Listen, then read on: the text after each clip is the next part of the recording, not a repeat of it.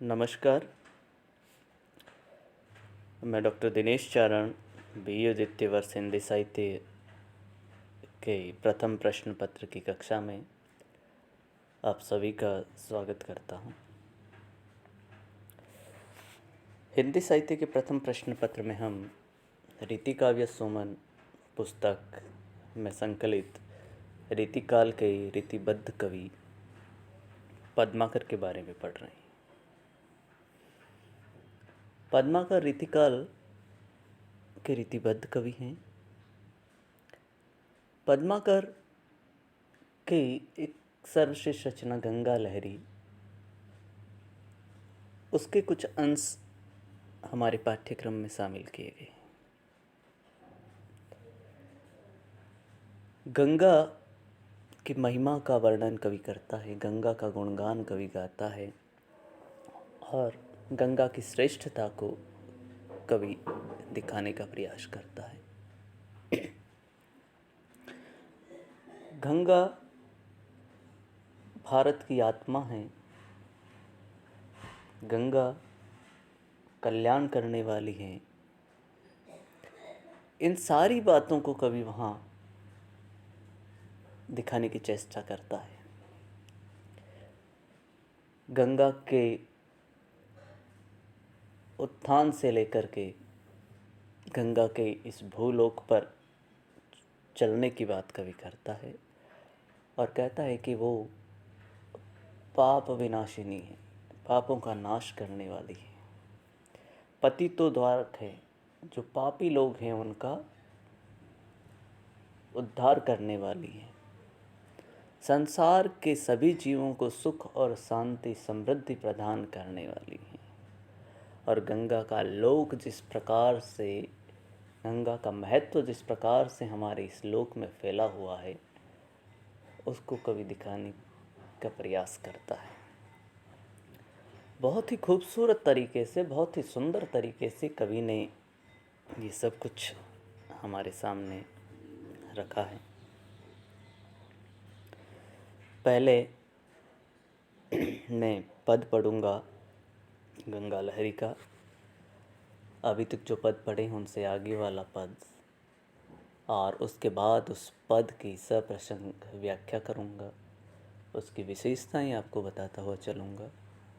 अपनी तरफ से ये प्रयास कर रहा हूँ कि जितना सहज तरीके से, जितने सरल तरीके से इस पद को व्याख्यायित कर रहा हूँ।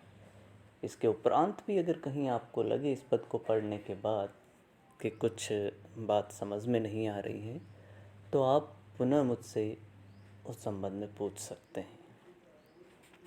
पद इस प्रकार से हैं।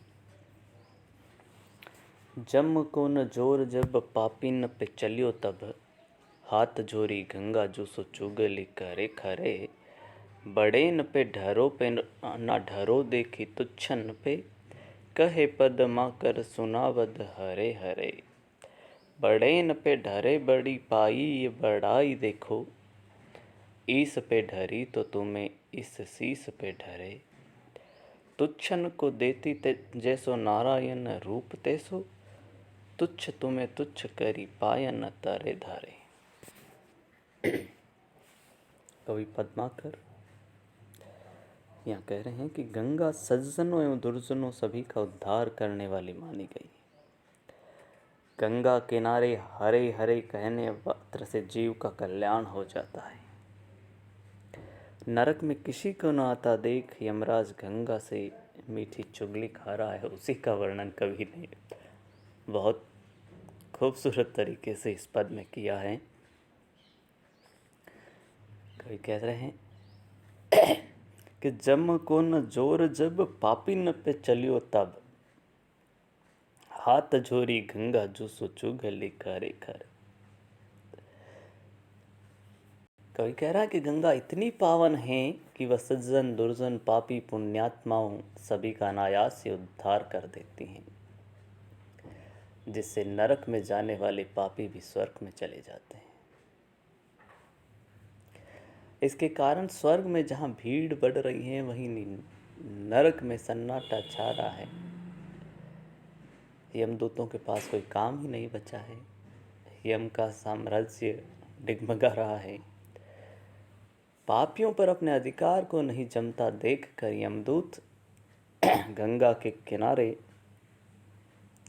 खड़े खड़े ही पापी सज्जन सभी हरे हरे, गंगा के किनारे खड़े गंगा मैया से चुगली कर रहा है कि हे गंगा मैया, तुम बड़ों सज्जनों पर कृपा किया करो, लेकिन तुच्छ एवं पापी लोगों पर अपनी कृपा न करो। वो कह रहा है कि जो सज्जन लोग हैं उन पे हे माँ गंगा माँ तुम अपनी कृपा बनाए रखो, लेकिन इन पापियों और तुच्छों पे तो कृपा मत करो, क्योंकि ये जब मेरे यहाँ आएंगे नहीं तो मेरे साम्राज्य का क्या अर्थ रह जाएगा। व्यंग्यार्थ ये हैं कि गंगा के किनारे खड़े खड़े ही पापी सज्जन सभी हरे हरे पुकारते हैं, शिव का नाम पुकारते हैं। हरे हरे मतलब हरण करो, मतलब हमारे पापों का हरण करो। जिसे गंगा हरण करो समझकर सभी का कल्याण कर देती हैं और उन्हें पापों एवं बंधनों से मुक्त कर देती हैं। यमदूत गंगा किनारे खड़ा चुगली करता गंगा से कहता है कि गंगा, बढ़ेन पे ढरो पे ना ढरो देखी, तुच्छन पे कहे पद माँ कर सुनावत हरे हरे। हे गंगा, आप बड़े लोगों पे दया दृष्टि रखिए, इन तुच्छों पे तो मत कीजिए। और तो आपके यहाँ आकर के जो भी हरे हरे करता है, शिव का नाम पुकारता, उसको भी आप ये समझती हरण करो और आप उनके पापों का हरण कर लेती हैं। बड़ेन पे ढरे बड़ी पाई ये बढ़ाई देखो, ईस पे ढरी सो तुम्हें इस शीस पे ढरे। यमदूत गंगा किनारे खड़े गंगा से कह रहे हैं, चुगली कर रहे हैं कि गंगा, तुम बड़ों एवं सज्जनों पुण्यात्माओं पर ही कृपा किया करो, जिससे तुम्हारी महिमा ये लोग और भी फैलाएंगे तथा तुम्हें अपने सिर पर धारण करेंगे। मतलब ईस पे ढरी तो तुम्हें इस शीस पे ढरे। तुम बड़े लोगों पर अपनी कृपा दिखाओगे तो तुम्हारा गुणगान करेंगे और तुम्हें शीश पर धारण करेंगे। और तुच्छन को देती जैसो नारायण रूप तैसो, तुच्छ तुम्हें तुच्छ करी पायन तरे धरे। इसके विपरीत है गंगा मैया, तुम तुच्छ पापी लोभी क्रोधी को भी नारायण जैसा पवित्र रूप दे देती हो। ये बहुत बुरा है, बहुत गलत है, क्योंकि बुरे पापी लोग अपनी तुच्छ एवं पाप पूर्ण बुद्धि एवं कार्यों से तुम्हें अपने पैरों के नीचे रौंद देंगे और तुम्हारी इस संसार में बड़ी बदनामी होगी। व्यंग्यार्थ इस प्रकार है कि गंगा मैया जब पापियों का उद्धार करना छोड़ेगी तब ही यमराज का साम्राज्य चल पाएगा, अन्यथा यमराज का साम्राज्य नहीं चलेगा। अतः गंगा की भक्ति में ही हमारा कल्याण है। कवि यहाँ कहता है कि गंगा सबका पाप हरने वाली है, अतः गंगा की भक्ति कीजिए, उसी से उद्धार होगा। लेकिन सबका उद्धार देख के, गंगा की इस प्रवृत्ति को देख करके यमराज भी डरने लगे हैं कि उनके साम्राज्य का अंत हो जाएगा।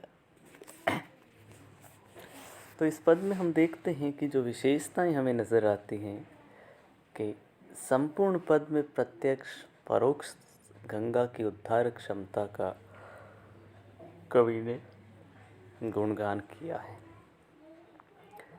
यमदूत द्वारा गंगा को उपदेश देना मीठे हास्य की सृष्टि करता है कि यमदूत आकर के अपनी बात कहता है गंगा से कि हमारा साम्राज्य तो खाली हो रहा है, आप सभी का उद्धार कर देते फिर हमारे तक कौन आएगा। पूरा पद भक्ति प्रधान पद है, लेकिन हास्य रस का तालमेल उस पद के साथ कवि ने बिठाया है। प्रशंसा के बहाने निंदा के बहाने गंगा की प्रशंसा होने से व्याज स्तुति अलंकार पूरे पद में विद्यमान है। साहित्यिक ब्रज भाषा में माधुर्य गुण के साथ लक्षणा, शब्द शक्ति, वक्रोक्ति, अनुप्राशिकता, सरसता और लोक मानस का बहुत खूबसूरत तरीके से कवि ने यहाँ प्रयोग किया है। पूरा जो पद है वर्णनात्मक शैली में लिखा गया है, गंगा का वर्णन किया गया है जैसा हम जानते हैं, और कवित छंद में इस पद को कवि ने रचा है और अपनी बात कवित छंद के माध्यम से रखी। आज की कक्षा में ये एक पद, अगली कक्षा में हम फिर पढ़ेंगे अगला पद। धन्यवाद।